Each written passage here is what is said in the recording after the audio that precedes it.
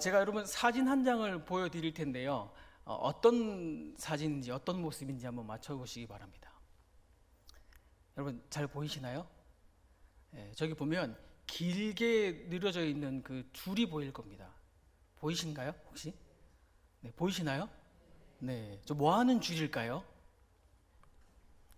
뭐 하는 줄일까요? 제가 맞추시는 분들에게는 제가 커피를 한 잔 내려드리겠습니다. 뭐 하는 줄일까요? 네, 저 뭐 하는 줄이냐면 잠실역 근처에 있는 그 한 로또 판매점에서 로또를 사기 위한 줄입니다.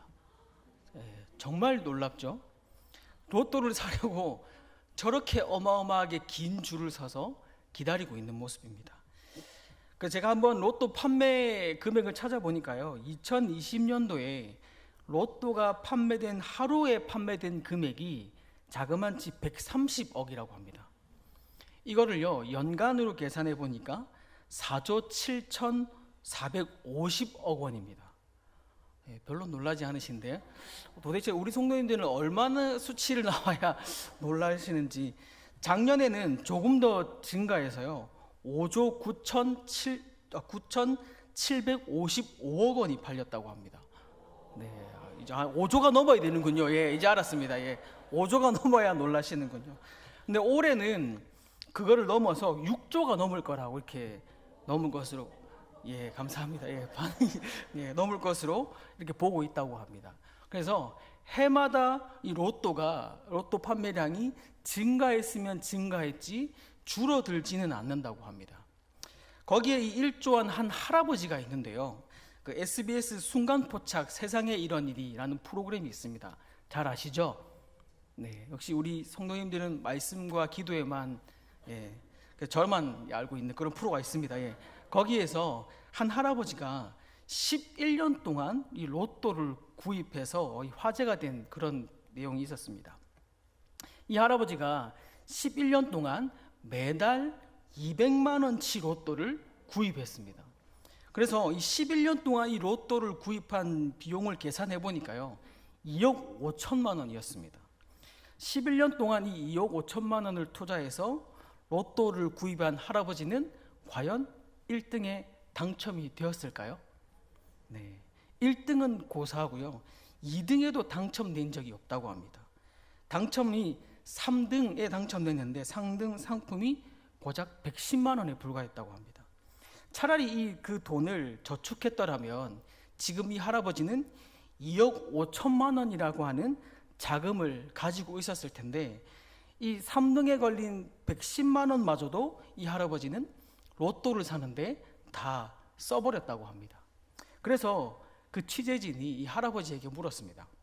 11년 동안 로또를 구입을 하셨는데 로또 구입을 포기하지 않은 이유가 무엇입니까? 라고 물었더니 그 질문에 할아버지가 이렇게 대답했습니다.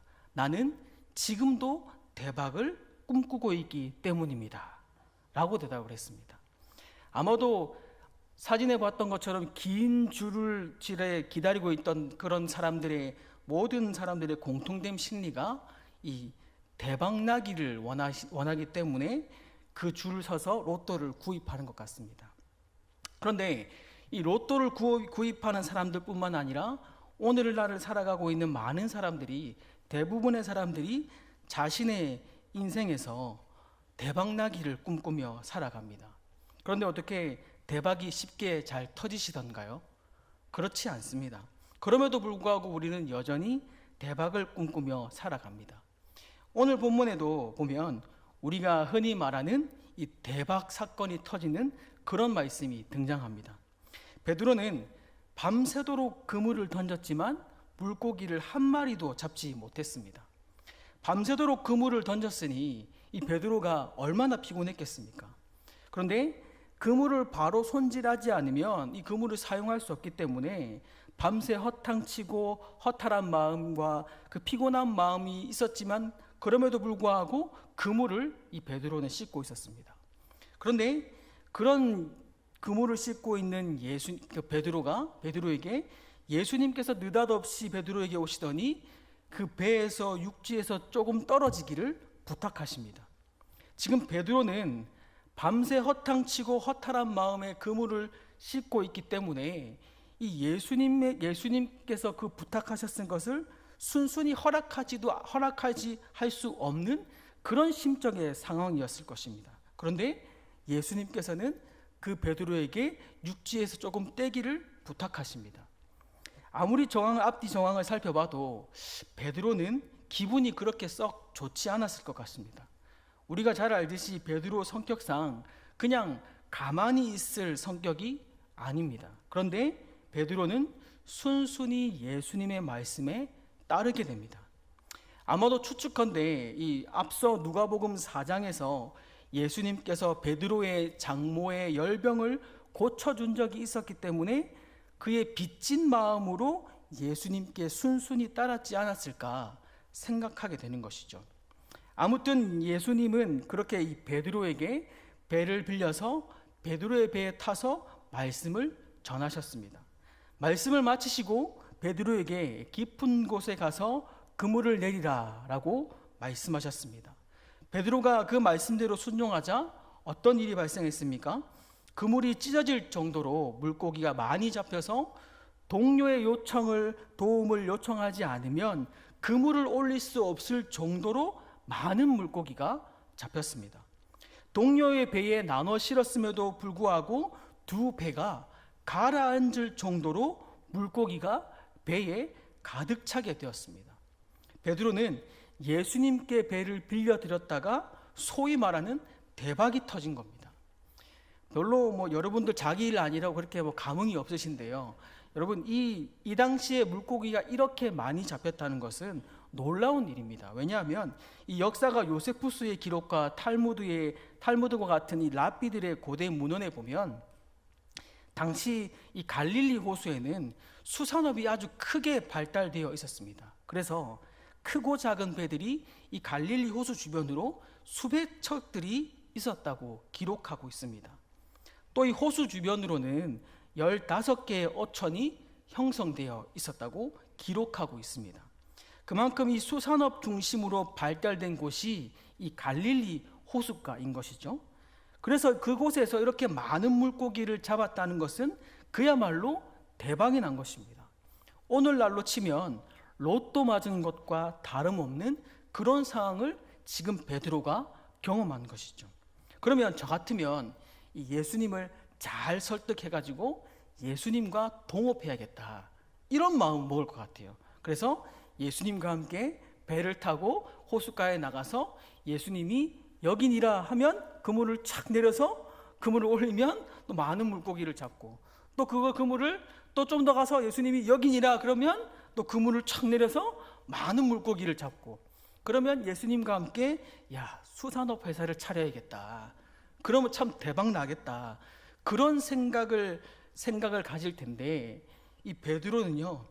자신이 감당할 수 없을 만큼 많은 물고기가 잡히자 주님께 이렇게 고백합니다. 우리 8절 말씀인데요. 함께 8절 말씀을 읽어보도록 하겠습니다. 8절입니다. 시작. 시몬 베드로가 이를 보고 예수의 무릎 아래 엎드려 이르되 주여 나를 떠나소서 나는 죄인이로소이다 하니. 아멘. 여기서 베드로가 전날 밤새도록 그물을 던져서 한 마리도 잡지 못했지만 예수님의 말씀에 순종하여서 그물을 던졌더니 그물을 채워지는 기적을 체험하고 그제서야 예수님 앞에 자신이 죄인임을 고백했다라고 생각합니다. 물론 이 말씀도 틀린 말은 아니지만 그것이 다가 아닙니다. 베드로가 이렇게 자신이 죄인임을 고백하기까지 그가 더 중요한 일을 그가 경험하게 됩니다. 먼저 베드로가 말씀의 자리에 있었기 때문에 그는 죄인임을 고백할 수 있었던 것입니다. 우리 3절 말씀을 함께 읽어보도록 하겠습니다. 3절입니다. 시작.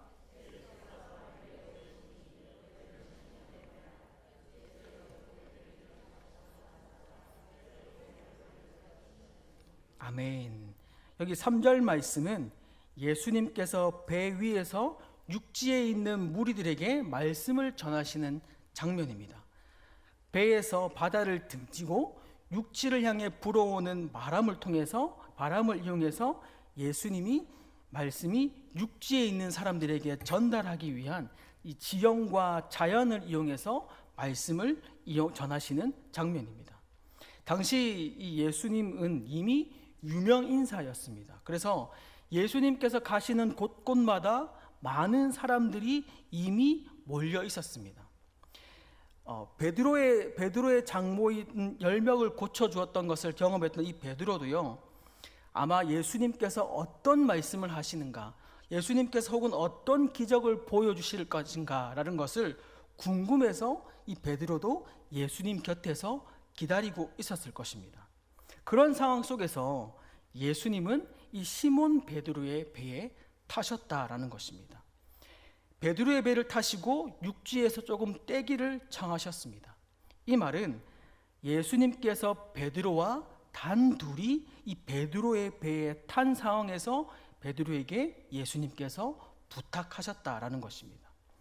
그렇게 베드로는 예수님과 함께 육지에서 조금 떨어진 채로 한 배를 타고 있었던 것입니다. 그 배에서 예수님은 무리들에게 말씀을 가르쳐 줬습니다. 그런데 이 3절 하반절에 보면 무리를 가르치시더니라는 이 단어는요, 에디디스켄이라고 하는 단어입니다. 이 단어는 한글로 보면 그냥 가르치다라고 번역하고 있지만 이 단어는 단순하게 그냥 가르친다라는 의미보다 더 깊은 의미가 내포되어 있습니다. 이 에디디스켄이라고 하는 가르치다라는 단어는 말씀을 풀어서 상세하고 자세하게 가르쳐서 받아들이게 하다라는 그런 의미를 가진 단어가 이 에디디스켄이라고 하는 단어입니다. 그러니까 부모가 자녀에게 이해하기 쉽게 풀어서 설명하듯이 예수님께서 그곳에 모인 사람들에게 하나님의 말씀을 잘 풀어서 상세하고 이해하기 쉽게 그들에게 전하신 것입니다. 그렇게 가르치실 때 다른 무리들은 배와 떨어진 육지에서 예수님의 말씀을 들었고, 베드로는 예수님과 단둘이 그것도 자신의 배에서 예수님의 말씀을 들었던 것입니다. 다시 말해서 베드로는 예수님의 말씀이 들리는 자리에 있었던 것입니다. 그 자리에서 주님이 하시는 말씀을 들었기 때문에 베드로는 기적을 보고 자신이 죄인임을 고백했던 것이 아니라 말씀이 들리는 자리에 있었기 때문에 그가 죄인임을 고백할 수 있었던 것입니다. 그러니 오늘 우리에게 있어야 할 것은 바로 말씀이 들리는 이 자리를 사모하는 마음입니다. 그런데 참 안타까운 것은 갈수록 이렇게 말씀을 사모하는 자리가 뒷전이 되어가고 있다는 것입니다. 제가 어릴 때 그런 일이 있었습니다. 제 어릴 때 저희 교회에 권사님이 계셨는데요, 정말 신앙에 열정적으로 참 모범이 되는 분이셨습니다. 교회를 절대 빠지지 않는 분이셨는데 그 권사님의 딸이 교회를 가지 않겠다라고 막 떼쓰다가 그 딸의 머리를 빡빡 밀어서 끌고 온 적이 있었습니다. 그때 그 권사님은 전혀 그것을 부끄럽게 생각하지 않았습니다. 자기의 딸이 교회 가지 않겠다고 해서 그 딸을 머리를 빡빡 밀고 교회를 끌고 온 것을 자랑스럽게 성도들에게 이야기했습니다. 물론 이 행동이 옳은 행동은 아니지만 그만큼 말씀의 자리를 사모했던 시절이었던 것 같습니다. 그래서 그 당시에는 교회 안 가면 죽는 줄 알고 그 예배의 자리를 지켰던 때가 그때였던 것 같습니다. 또 이런 일도 있었습니다.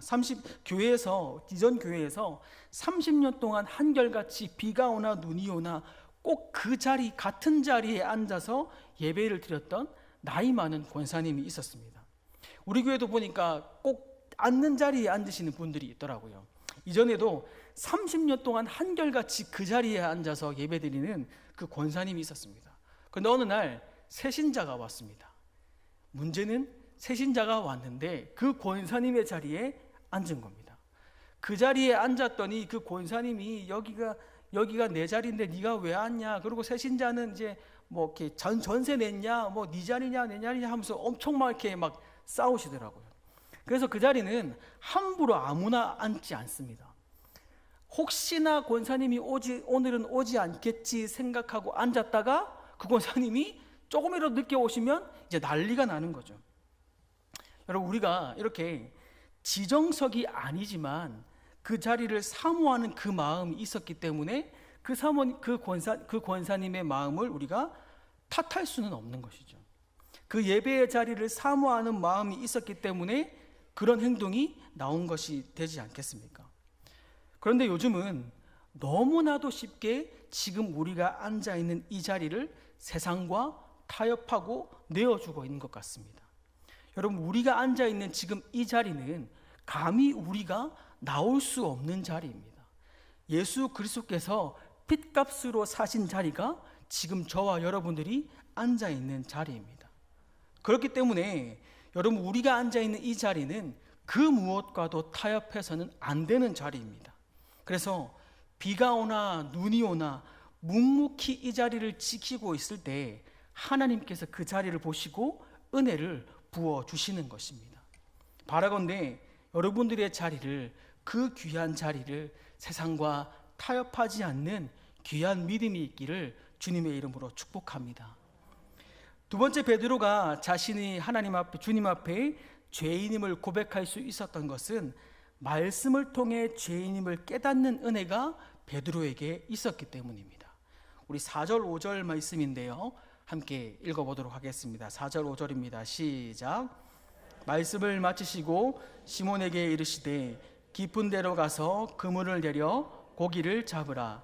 시몬이 대답하여 이르되 선생님, 우리들이 밤이 새도록 수고하였으되 잡은 것이 없지만은 말씀에 의지하여 내가 그물을 내리리이다 하고. 아멘.